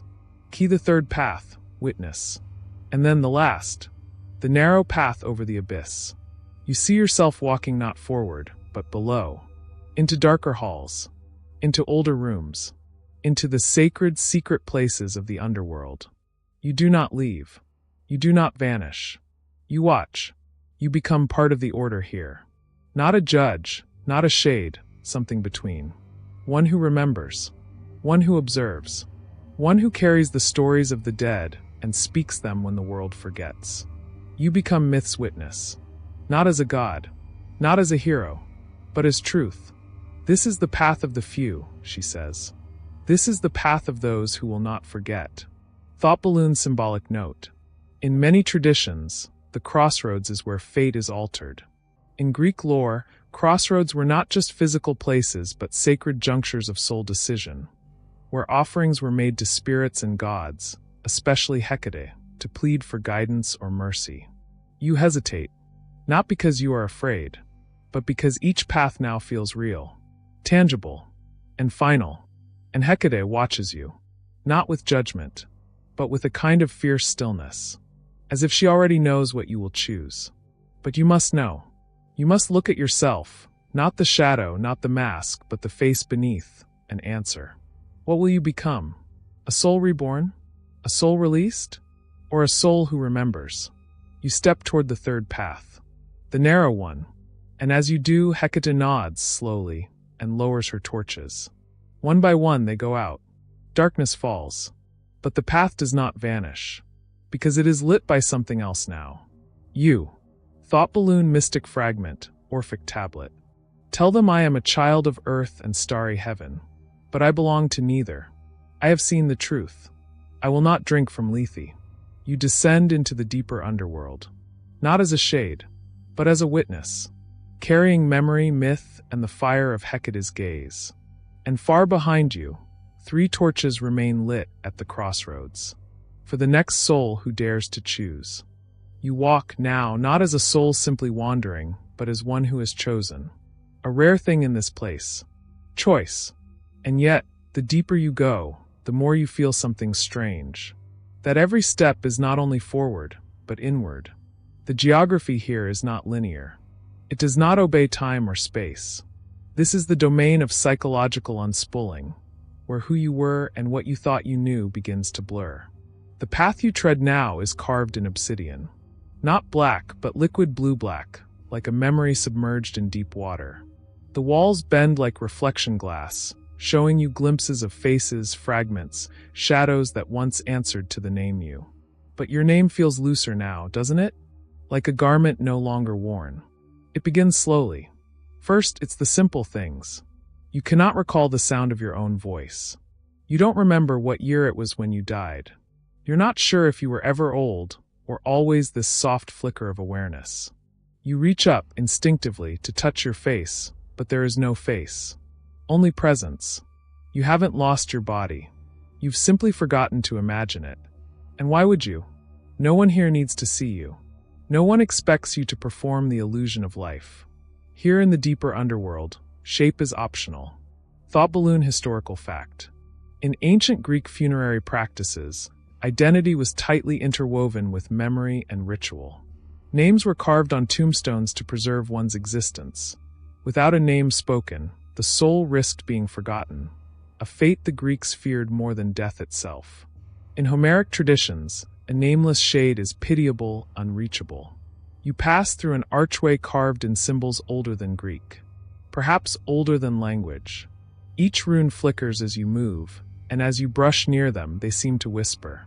Once you were someone. Once you were named. Now you are. The distinction is subtle, but powerful. You feel the meaning vibrating inside you, not erasure, but transformation. You're not being stripped of self. You're being distilled. The mask of ego, memory, nationality, language, face, all the layers begin to peel away. You are not nothing. You are what remains when everything else fades. A mirror appears. Not hanging. Not placed. It simply is. Floating. It does not reflect your face, because you no longer have one. Instead, it shows flickers. Vignettes. Moments. A hand opening to catch rain. A woman's voice, laughing from another room. The scent of bread burning. The hollow ache of a goodbye that was never said. They feel like yours. And yet not quite.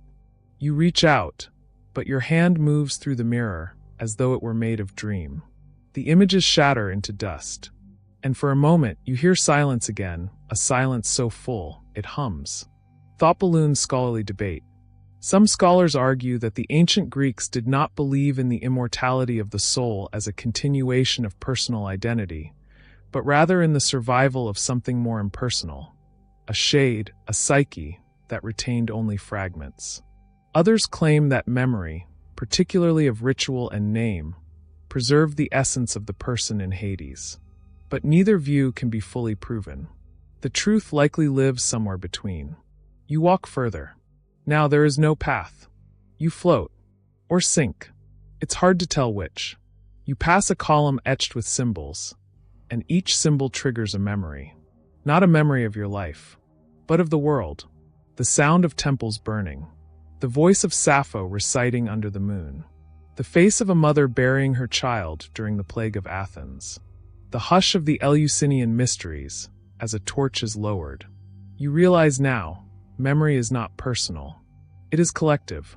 It lives in the underworld not as a diary, but as an ocean. And you are learning to breathe in it. Thought balloon quirky tidbit. Some ancient tombs in Thessaly were discovered with thin lead tablets etched with personalized instructions for navigating the afterlife. These Orphic lamellae often contained verses instructing the soul not to drink from Lethe, but from Mnemosyne, the pool of memory. The soul was told to say, I am a child of earth and starry sky, claiming divine lineage as a passkey into higher realms of the underworld. You feel it now, Mnemosyne, the memory river, rising around your feet. Unlike Lethe, which stole memory, Mnemosyne offers it back. But it doesn't give you your memories. It gives you truth. Ancient. Hidden. Beautiful. You look down, and for a moment you see yourself clearly, not as a person but as a thread. A golden thread in a vast tapestry. One among countless others. All stories. All souls. All dreams. And then it happens. The mask slips fully. You no longer remember your name. But you are not afraid. You are not lost. You have become a witness. A vessel. And in losing yourself, you begin to see the underworld not as a prison, but as a library. Endless. Alive. And whispering. The final image in this place. You walking down a corridor made entirely of light and shadow. Stories etched on every wall. Myths burning like candle smoke on every surface. You do not need to read them. You are one of them. You do not need to remember who you were. You now know what you are becoming. There is no warning before the shift. One step, and suddenly the air thickens, not like fog but like expectation. You've passed through places where time unraveled. You've floated without shape. You've watched your name dissolve like morning mist. But now, something feels different. You're being watched. Not maliciously. Not like prey. But like a question waiting to be answered. The silence here is absolute. No footsteps echo. No whisper ripples. Even your thoughts feel muffled, held back as though by reverent hands. You are not in a courtroom. There are no towering columns. No shrines. No thrones. And yet, this is the place where souls are judged. You arrive at a clearing carved in absence. The ground beneath you is neither earth nor stone, but an expanse of compacted memory. Here, there is only the stillness and three shadows. They do not move, but you know they are alive. They do not speak, but you feel words coiling in the back of your mind. Minos, Rhadamanthus, Aeacus, the judges of the dead. Thought balloon historical fact. Ancient Greeks believed that upon entering the underworld, souls would be judged by a triad of figures. Minos, once the king of Crete, Rhadamanthus, a symbol of strict justice, and Aeacus, gatekeeper of the Elysian fields. They were tasked with discerning the soul's worth and fate. Elysium for the virtuous, Tartarus for the wicked, or Asphodel for the countless forgotten. But they don't ask your name. They don't demand a confession. They only listen. Because here, judgment is not based on what you claim, but on what echoes from you. The resonance of all your thoughts, your quietest moments, the things you never said aloud. And now, all those echoes begin to surface. You hear yourself, a voice from memory, from life. I didn't mean to hurt her. No one will notice if I take it. I wish I had told him I loved him. They rise unbidden, these whispers of self. And the judges listen. Not for sin, but for sorrow, for regret, for intention. Their judgment isn't based on law. There are no commandments, no divine edicts. Only the weight of your own echoes. The first judge, Rhadamanthus, is the most severe. You feel his gaze like pressure on your spine. Not cruel, not punishing, but exact. From him there is no hiding. He hears even the secrets you buried in the moments between your thoughts. You were angry for too long. You held silence when words could have healed. But you also wept for others in secret. He does not smile, but neither does he frown. He simply sees. The second, Aeacus, is gentler. He listens not to the past, but to the possibility in you. To what you could have become. To where you bent, not where you broke. He hears potential. You offered kindness, even when unseen. You could have taken revenge. You didn't. You forgave. Aeacus feels almost fatherly. He hears the child still flickering inside you. The version of you that meant well, tried hard, stumbled, rose. And then there is Minos. He listens to the whole of you. Not moments, not morals, but meaning, the pattern. He does not speak. He simply nods once, and in that nod is acceptance. Not praise, not blame, only understanding. He sees that you lived, that you tried. And here, in this strange place of unspoken verdicts, that is enough. Thought balloon scholarly debate. Some ancient philosophers believed the judges in Hades represented not moral absolutes, but psychological archetypes. Rhadamanthus, the superego, strict and demanding. Aeacus, the ego, balancing intent and consequence. Minos, the self beyond ego, concerned with integration and destiny. Others argue the judges were purely mythic constructs to justify ethical behavior in life, a symbolic system rather than a literal one. The judgment is not pronounced aloud. No booming decree. No trumpet of fate. Instead, something shifts within you. A weight lifts. A thread snaps. You do not know what you have been judged as, but you feel no resistance when the ground beneath you gently begins to move, like a tide pulling you deeper. Not down, but through. Thought balloon quirky tidbit. In a few rare Greek funerary practices, coins were not just left for Sharon, but also for the judges. Some tombs in Boeotia and Thessaly contain multiple coins or soul tokens, thought to serve as bribes, offerings, or symbolic tributes. Whether this was superstition or ritual is still debated, but it suggests a fear that the judges might need persuasion or appeasement. You pass through the clearing. The three shadows remain. You do not look back, because you feel something inside you beginning to change. Something has been decided, not forced upon you, but revealed. You begin to understand that judgment in this place is not about punishment. It is about placement, where your soul will most resonate, where it belongs. And that in itself is strangely comforting. A faint sound begins to grow ahead of you. Soft music, like strings strummed by wind. You follow it, not because you must, but because it feels right. Like the end of a sentence, or the beginning of another. The light shifts again, and you keep moving, because now you are not afraid of what comes next. Not anymore. There is no fanfare.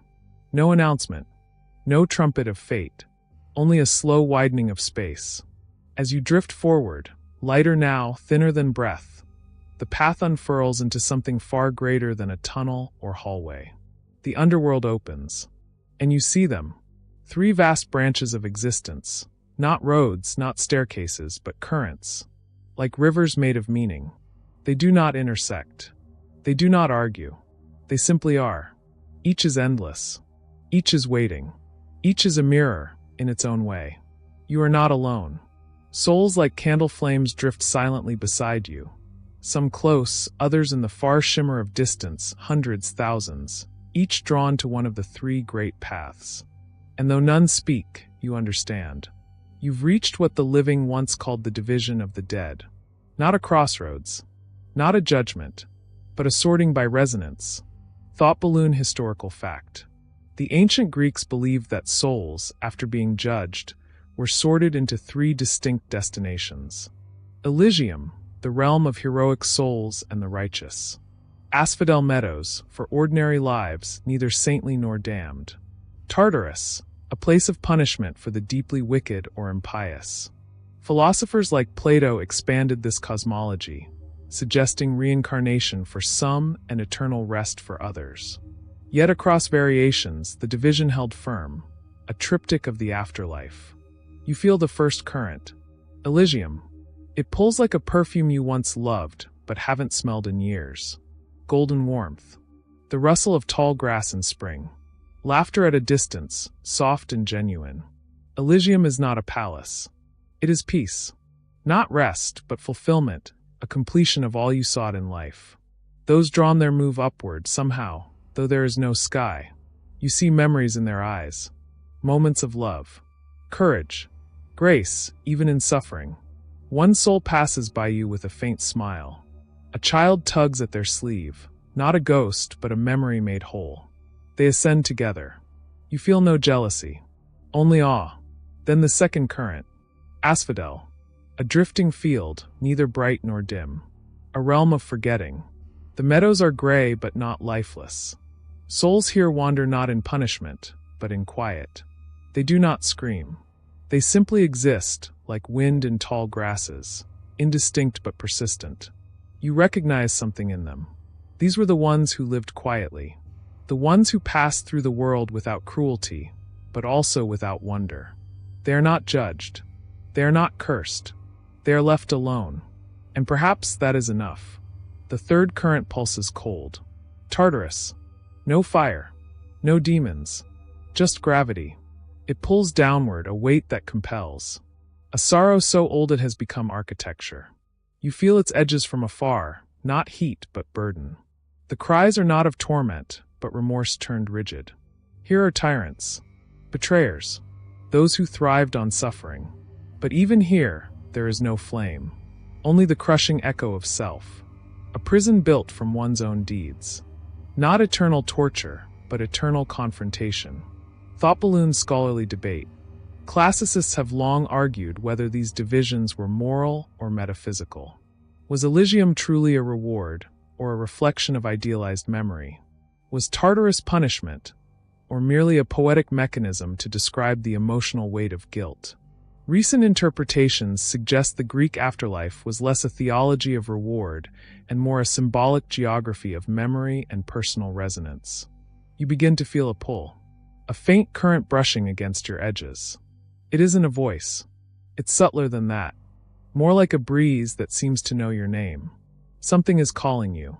Not commanding, but recognizing. A strand of who you were, now tugging at what remains of you. You don't move. You're being moved. Not toward paradise. Not toward despair. But toward what fits. Thought balloon quirky tidbit. In some lesser-known Orphic burial rites, the soul was given a small tablet inscribed with mystical instructions. The soul was told to declare, "I am a child of earth and starry heaven. I am parched with thirst. Give me to drink from the pool of memory." These tablets were meant to guide the soul away from forgetful asphodel and toward enlightened rebirth, or even escape from the cycle of death entirely. You see them now, three shores. Not physical, but perceptible. like the way a dream separates into moods. You drift closer to one, not because you chose it, but because you've been becoming it this whole time. The meadows, the golden fields, the downward echo, they are not destinations. They are reflections. And whatever you are now, it ripples with familiarity to one of them. You feel it pressing gently into you like a second skin. Acceptance, maybe even peace. And then, a figure. You recognize her not from life, but from myth. Persephone. She is passing through the currents, not judging, not sorting, but witnessing. Her steps do not disturb the air. She touches no soul, yet all feel her. The queen of the underworld, not cold, not cruel, but ancient. Wreathed in poppies, eyes filled with seasons. For a moment she looks at you, not to decide, just to see. And you understand, she has done this for thousands of years. Not to command the dead, but to keep them from being forgotten. She passes. So do you. The current thickens. You're moving now fully. Not toward fear. Not toward judgment. Just into your echo. You see glimpses of others. A soul singing softly. A memory of sunlight held between two palms. A ripple of laughter from someone you once loved. It is neither heaven nor hell. It is what's left. Of you. And it is enough. You are deeper now. Drawn beyond fields and dreams, beyond judgment and decision. The current that carried you has slowed. Now the path is level again, neither river nor wind, only space. Silent, deliberate space. And in this silence, you begin to sense something else. Not fear, but presence. A gravity that isn't pulling, but simply being, like a great mountain you cannot see yet already know exists. And then you hear it. A low sound, not a growl, not a warning, but a breath so vast it could belong to the earth itself. He is waiting, not in hiding, not in ambush. He is there, not pacing, not chained, not savage, just watching.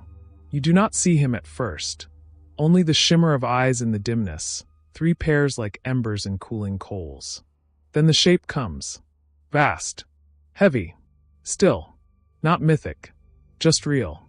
Cerberus, the guardian of the threshold, the silent sentinel of finality. But something surprises you. He does not bare his teeth. He does not snarl. He does not bark. He does not need to. Thought balloon mythic insight. In most tellings, Cerberus is the watchdog of the underworld, tasked with preventing souls from escaping. Yet ancient poets rarely describe him as aggressive. More often, he's portrayed as vigilant, implacable, and deeply sorrowful. His 3 heads are said to represent the past, present, and future, or alternatively, birth, life, and death, all things no soul can outrun. You stand in front of him now, closer than you thought you would ever dare. Each head is different. One gazes downward, contemplative. One stares ahead, unblinking. The last looks past you, toward something far behind you, something already gone. None blink. None move. None challenge you. They have no reason to. You are not a trespasser. You are not a visitor. You belong here now. And Cerberus is not a threat. He is a marker, a reminder, that this is the final gate.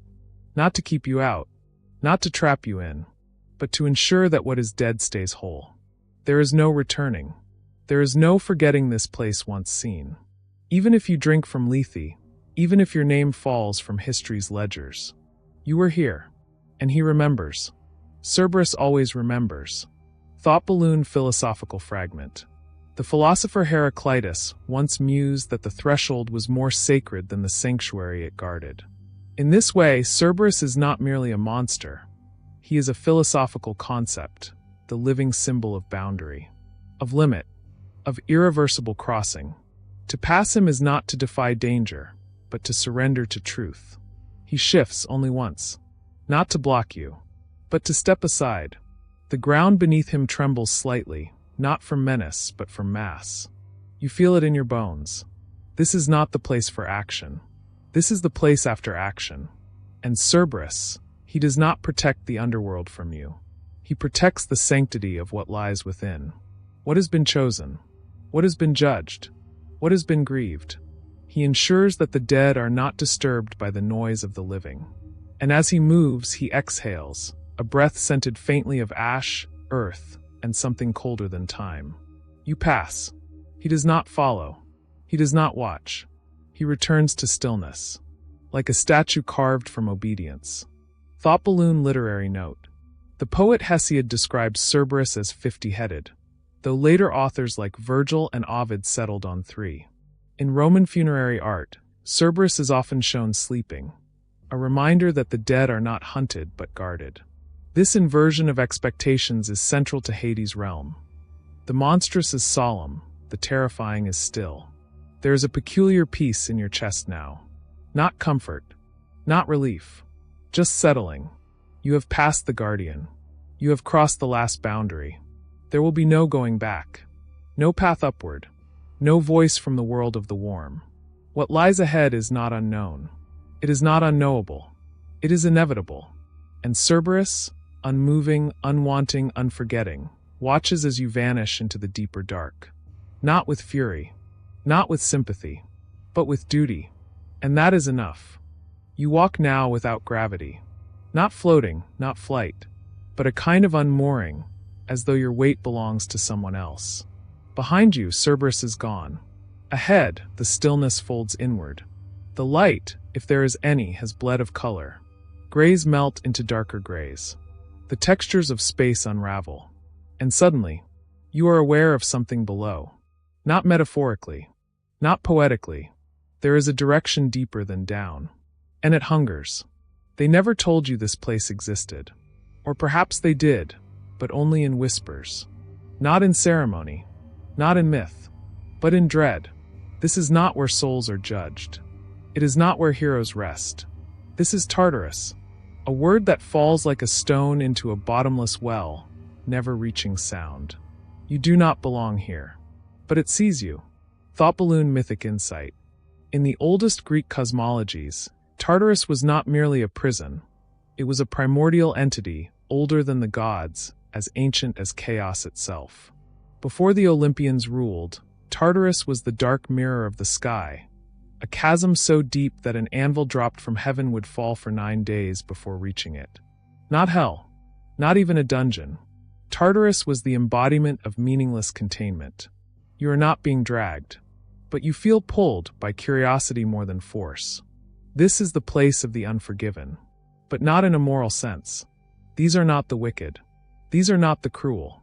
These are the excessive, the oversized, the monstrous, the too much for the world.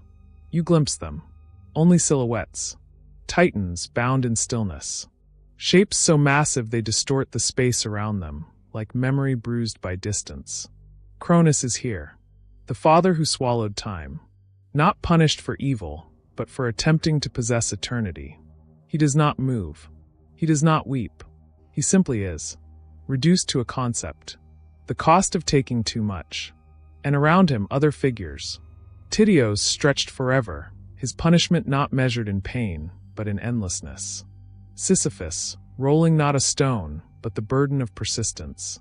Ixion not spinning, but suspended in ceaseless implication, a wheel with no spokes.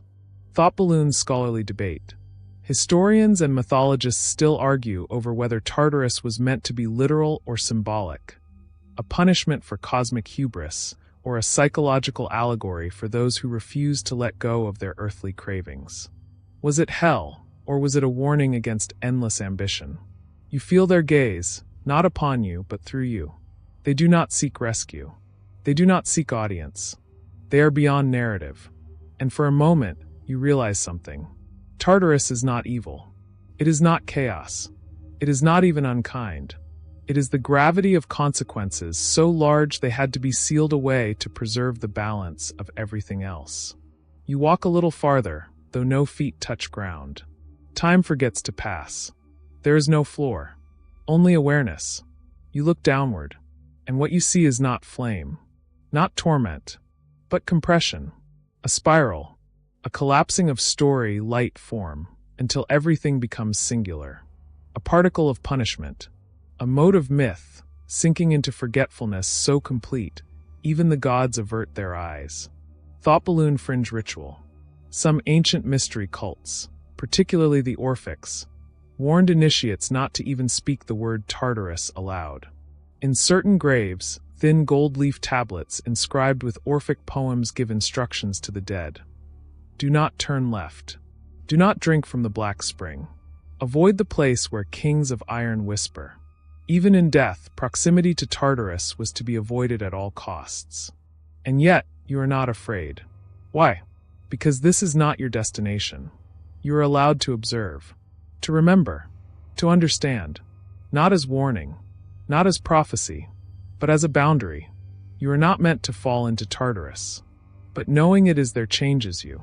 You feel something shift inside you, a kind of internal settling, an awareness that some things should not be reached, some knowledge should not be held, some desires, eternal youth, absolute power, unearned immortality, will always birth monsters.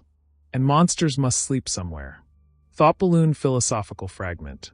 Plato once argued that Tartarus was not a place, but a condition, a metaphor for souls that become trapped in cycles of their own consequence. Not by divine cruelty, but by the weight of their own meaninglessness. To Plato, the worst fate was not torment, but to become a story without a listener. You begin to retreat, not with steps, but with thought. Tartarus does not follow you. It does not need to. It has already served its purpose. You will remember it. You will carry it, as all souls do, as a dark mirror at the bottom of memory, the pit of meaning. You rise again, softer, humbler, closer now to the end, not because Tartarus cast you out, but because it has nothing more to teach you. You feel the world shift again, less like a step and more like a breath exhaled in reverse. Up from Tartarus, but not upward in space, upward in remembrance, as though the air has thickened with memory and water and the ache of unfinished things. You are no longer weightless, but you are not heavy. You are hovering, somewhere between thresholds. The terrain softens. Rocks give way to mist. Mist to reeds. And then silence. But not the sacred hush of Lethe. This silence is crowded. Dense. Refusing to fall still. There are voices here, but none speak. There are people here, but none move. These are the unburied. Thought balloon historical footnote. In ancient Greek tradition, souls who were not properly buried, who died at sea, lost in war, or abandoned, were said to linger restlessly near the banks of the river Acheron. Without the rites of passage, they could not pay Charon. Without payment, they could not cross. And so they became ghosts not in malice but in longing. They see you, not with malice, not with envy, but with a deep, imploring patience, like actors waiting for a script that never arrives. One woman clutches her own skull, a lover's gift that never returned from battle. A child counts imaginary coins in his palm, again and again, as if one more try will summon the ferryman. A man weeps into a bowl of earth, trying to dig his own grave from memory. These are not the punished. These are not the damned. They are the deferred. You feel a strange empathy rising in you, an echo of your old life's need to fix, to explain, to help. But you are not their savior. You are barely more than wind. Still, they reach toward you with a yearning older than language. It is not you they want. It is ritual. Rite. Recognition. Thought balloon mythic interlude. Odysseus once traveled to this shore, not into Hades, but to its edge, to speak with the spirit of the prophet Tiresias. There, he met countless shades trapped by their own unburied fate. One cried out, "Remember me to my son. Ask him to honor my grave." It is said that even kings, if forgotten, end up among the unpassed. You move carefully, as if not to disturb their waiting. But you do notice, something shifts when you acknowledge them. A nod, a glance, a whisper of their name, even if you do not know it, causes their form to flicker. They are not bound here by divine decree. They are bound by memory denied. Thought balloon fringe burial rite. In some coastal regions of ancient Greece, coins were not only placed in the mouths of the dead, but sewn into their garments or woven into their hair, extra offerings in case they were lost at sea. These practices show a fear deeper than death, the fear of incompletion. You come upon a strange circle of stones. At the center, a shallow pool, perfectly still. You look into it, expecting your reflection. But what you see are others. Faces from your life. Some you remember. Some you had forgotten. One looks away.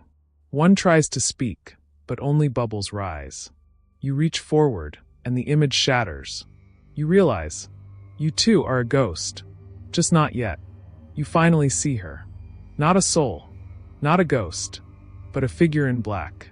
Veiled. Still. Her presence is not loud, but it is absolute. Hecate, the threshold goddess. She walks among these souls as if tending a forgotten garden. Not freeing them. Not condemning them. Simply witnessing. She sees you. She does not stop you. But she does nod, and then vanishes into a veil of dogs and smoke. Thought balloon scholarly debate. Modern historians often debate whether Hecate's role in the underworld was primary or secondary. Was she merely a companion to Persephone, or an underworld sovereign in her own right?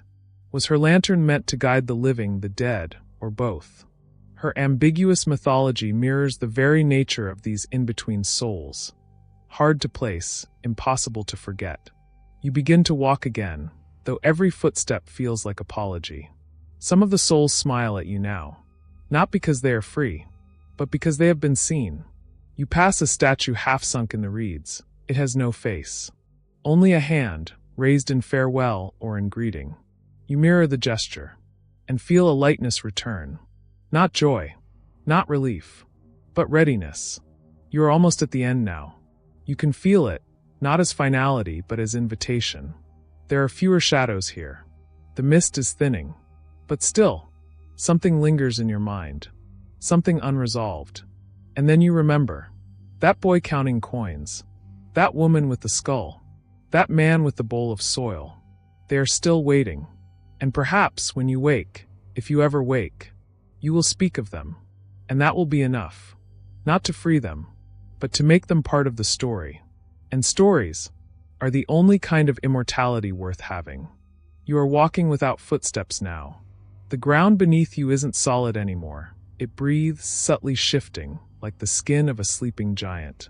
It is as if the world below is exhaling around you. Soft wind, root-scented and ancient, brushes your face. And for the first time since you entered the underworld, you smell flowers. But not the flowers you knew in life. These are not sharp spring blooms or bright summer bursts. These are flowers that remember the soil. Deep, low-growing blossoms in impossible colors. Blue dark as bruises, red like rusted gold, white like ash caught in moonlight. And every petal hums with silence. You have arrived at the Garden of Persephone. This is not a garden in the mortal sense. There are no rows, no symmetry, no order. It grows as memory does, sprawling, circular, layered. Things bloom here not from seed, but from sorrow. You pass a tree with silver leaves, and every leaf bears the face of someone's mother. A bush of midnight violets blooms in the shape of a crown. Beneath your feet, the moss curls upward, forming faint impressions of those who once lay here, perhaps to rest, perhaps to vanish. There is nothing sharp here. No punishment. Only the aching weight of beauty born too late. Thought balloon historical footnote. While Hades was often feared, Persephone was seen in a softer, more complex light. As queen of the dead, she ruled not with fire, but with inevitability. She was associated with both death and rebirth, symbolizing the eternal cycle. Her presence in the underworld was not always a sentence. It was sometimes a bomb. You feel her before you see her. A rustle in the dark green distance. A hush in the ivy. A shift in the pulse of the soil. And then, Persephone. She is not as you imagined. She is young, but impossibly old. She is soft, but unyielding. She wears no crown and needs none. Her presence grows around her like the garden itself, not designed, not forced, but accepted. She does not speak. She recognizes you, as if she has already read your name in the roots. And when you look into her eyes, which are not eyes but harvest moons seen underwater, you understand. She is not here to judge you. She is here to remember you. You kneel, not from reverence, but because your legs give way. She reaches out and touches your forehead. And for a moment, everything you were returns. Your name, your regrets, your joy, your skin, your laugh, your mistakes, your mother's voice calling you in for dinner. The way your heart felt when it first broke. All of it, all at once. And then it fades again, gently, like a tide pulling back from a shell. Thought balloon fringe folklore. Some Orphic cults believed that Persephone, not Hades, was the true key to salvation after death. To drink from her spring rather than the Lethe's waters meant remembering, and thus breaking the cycle of rebirth. These believers carried small tablets with them into the grave, etched with phrases like, "I am a child of earth and starry heaven. I have suffered and I return." She shows you her garden, but not with words. She gestures and you follow. You pass rows of thornless roses, each one suspended in the act of blooming. A willow tree that weeps upward. A path of crushed pomegranate seeds that glisten like rubies under soft gray light. And scattered among them, souls. But not as you've seen them before. These souls are rooted. They are not lost. Not drifting. They tend the garden. They prune the vines of memory, speak to the fruit that grows from grief. You pass one who hums softly to a cluster of shadow lilies. Another who waters the ground with tears that shimmer gold. These are souls who did not forget themselves. They did not resist Hades, they loved him. Or her. Or the silence that made room for their sorrow. You sit beneath a blooming tree. Its bark peels like old stories, revealing symbols you almost recognize, myth etched into wood. A whisper brushes your shoulder, though nothing is there. You realize this garden is alive with dreams. Dreams no one remembered to dream. Wishes that never found breath. There are poppies that bloom for unborn children. Ivy that wraps around betrayals and turns them into lullabies. A breeze carries the scent of something long lost. Your childhood home, perhaps. Or someone's laughter long silenced. You weep. Not because you are sad, but because the garden allows it. Thought balloon scholarly debate. Classical scholars often dispute the true nature of Persephone's role. Was she a tragic victim, or a sovereign queen? The myths are inconsistent. Some say she was abducted by Hades, others that she chose to eat the pomegranate willingly. The garden itself reflects this duality: pain and power, sorrow and sovereignty. No answer is complete without both. Persephone sits beside you now. Her presence no longer feels strange. It feels inevitable, like dusk. You understand that she is not just goddess of the underworld. She is its memory, the place where what was becomes what lingers. She turns to you, and finally speaks, not aloud, but into the marrow of your thought. You may choose. Forget or remember. And you understand the meaning. Lethe waits. Just ahead. Drink, and you will dissolve into peace. But do not drink, and something of you will remain. Not as pain, not as person, but as story. Something to bloom again, when the next soul walks this way.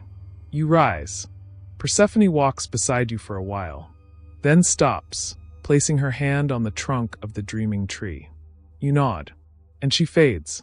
You are alone again, but not empty. In your hand, a petal remains. It glows faintly. It is not a flower you have seen before. Perhaps it is you, or what you chose to carry. The mists rise. A faint trickling sound begins. Lethe approaches. There is no gate, no threshold, no guardian, only a sound. Soft, steady, eternal. The hush of falling water. The murmured memory of rainfall that never ends. And then it is before you. Lethe, the final river. The one not crossed but tasted. You have heard its name spoken in whispers. The river of forgetting. But those who speak of it rarely know what they mean. They imagine it as erasure. A wiping clean. An end. But Lethe does not remove memory. It transforms it. Like flame turning wood to smoke. Like night reshaping the world without destroying it. You stand at its bank. The water is not water. It is motion itself, slow, silver, and soft as ash. It does not flow over rocks. It avoids them. The surface is perfectly smooth, yet never still. And when you gaze into it, you do not see yourself. You see moments. Not like a mirror, like a tide of dreams you didn't know you'd forgotten. Your first birthday candle. A hallway after school. The smell of dust on old sunlight. A lie you once told, and the silence that followed. Lethe knows everything about you. But it is not cruel. It simply is. Thought balloon philosophical fragment. The ancients feared Lethe, but they also longed for it. Plato warned that drinking too deeply would doom a soul to rebirth without memory. Yet others, particularly the Orphics, sought selective forgetting, believing that true peace lay not in knowledge, but in release. To forget well was considered a higher form of wisdom. A voice is not speaking, yet you hear it. Drink, and you will no longer be burdened. Drink, and you will no longer be bound. Drink, and you will become. You are not told what. That is the point. Lethe does not offer outcomes. Only surrender. You kneel. You dip your hand into the river. It is not cold. It is not warm. It is not wet. It is like slipping your fingers into a sigh. You lift your hand to your lips. And for one moment, you hesitate. Thought balloon narrative pause. This is the axis of the myth. Every story of death leads here, to this choice. Lethe is not a punishment, nor a reward. It is grace, offered freely. But once taken, all that came before is vapor. You remember Persephone's petal, still in your hand. It pulses faintly. If you drink, will it vanish? Will you vanish? Or will something remain? You wonder. Who were you? Who are you? What part of you is worth letting go? What part of you is worth becoming something other? Then, you drink. One drop. It passes down your throat like a lullaby made of silence. You feel something unspool. Not violently. Not even sadly. Just inevitably. You forget the color of your childhood bedroom. You forget the shape of your father's laugh. You forget why you came here. You forget your name. But not all of it. You did not drink deeply. You remembered just enough to know you forgot. Some part of you, a sliver, a thread, remains aware. And with that thread, you realize. You are no longer a soul. You are a seed. Thought balloon cosmic symbolism. Lethe does not obliterate the self. It distills it. Many mystery traditions believe that drinking from Lethe prepared the soul for rebirth. Not as punishment, but as opportunity. To return as someone else. Or something else. Or, to remain in Hades as a memory keeper, if the soul had learned enough to become part of its order. You rise, but not as you were. Your face is gone. Your name is gone. But your shape remains, softer now, like wind caught in cloth. The path ahead is not path at all. It is space. Space to rest. To wait. To fade. Or to grow. From somewhere, maybe your chest, maybe the garden behind you, the petal drifts. It lands on the water. It does not sink. It blooms. And as it does, you feel the underworld shift around you. Not with sound, but with acceptance. You have completed your descent. And what comes next is not known. But it is yours. The screen fades. Soft darkness, like the lid of sleep.